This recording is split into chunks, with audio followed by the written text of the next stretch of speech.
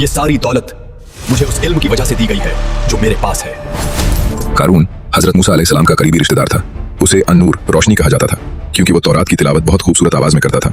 शुरू में वो नेक और दीनी इंसान था, लेकिन जब अल्लाह ने उसे बेहिसाब दौलत दी तो वो घमंड और तकब्बुर में डूब गया। वो मुनाफिक हो गया, हजरत मूसा का इनकार कर बैठा और उनकी नाफरमानी करने लगा। कारून तकब्बुर और घमंड में अपने कपड़े जमीन पर घसीट कर चला करता था। अपनी दौलत और जीनत को दिखाता हुआ वो अपने लोगों के सामने बड़े ठाट बाट से निकलता था, खादिमों के साथ, कीमती कपड़ों में और शानदार सवारियों पर। उसकी दौलत इतनी ज्यादा थी कि उसके खजानों की चाबियां भी ताकतवर मर्दों की एक जमात के लिए उठाना भारी था। उसके खजानों की चाबियां 60 खच्चरों पर लादी जाती थीं। उसकी कौम के नेक लोगों ने उसे नसीहत की और कहा, दौलत पर घमंड और तकब्बुर न कर, जरूरतमंदों को मत भूल, अपनी दौलत में से उन्हें भी हिस्सा दे। पर कारून ने कहा, ये सारी दौलत मुझे उस इल्म की वजह से दी गई है जो मेरे पास है। कारून अपनी कौम के सामने पूरी शान और शौकत के साथ निकला। जब दुनिया की जिंदगी के चाहने वालों ने उसे इस हाल में देखा तो उन्होंने तमन्ना की कि काश हमें भी वैसी ही दौलत और नसीब मिल जाता, और आपस में कहने लगे, क्या ही बड़ी किस्मत है इसकी।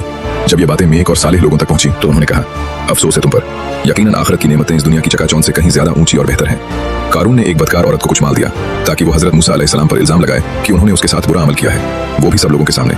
उस औरत ने ऐसा ही किया, जिस पर हजरत मूसा अलैहिस्सलाम सजदे में गिर पड़े, अल्लाह से मदद तलब की और फिर उससे फरमाया, अल्लाह की कसम, मुझे सच बता, तुझे ये काम करने के लिए किसने तैयार किया।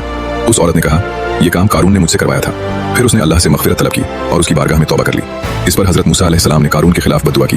तब अल्लाह ने उनकी तरफ वही भेजी कि मैंने जमीन को तुम्हारे हुक्म के ताबे कर दिया है। हजरत मूसा अलैहिस्सलाम ने जमीन को हुक्म दिया और फरमाया, ए जमीन, इन्हें पकड़ ले।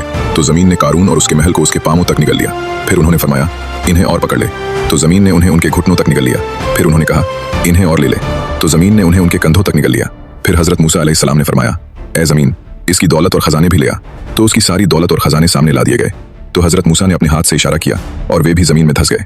जब लोगों ने कारून और उसके खजानों को जमीन में धंसते हुए और उसकी पूरी तबाही को देखा तो जो लोग कुछ दिन पहले उसकी जैसी दौलत और मर्तबा पाने की तमन्ना कर रहे थे, शर्मिंदा हुए, अल्लाह का शुक्र अदा किया और कहने लगे, अगर अल्लाह ताला हम पर मेहरबान न होता तो वो हमें भी जमीन में धंसा देता।